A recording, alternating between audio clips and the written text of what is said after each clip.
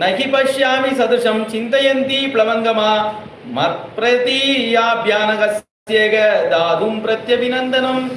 அவர் சொன்ன அதே வார்த்தை தான் சீதாதேவி வாயிலையும் வருதான். என்ன ஆச்சரியம் பாருங்களேன். நகுர்மி சதுஷம் பிரியம் சொன்னார் இல்லையா, அதைத்தான் தேவியும் சொல்றா. உனக்கு சதுஷமான பிரியம் என் கண்ணுக்கே தெரியலையேப்பா அப்படிங்கிற. உனக்கு சதுஷமா ஏதாவது பண்ண முடியுமா அப்படிங்கிறது என் கண்ணுக்கே தெரியலையே அப்படிங்கிற.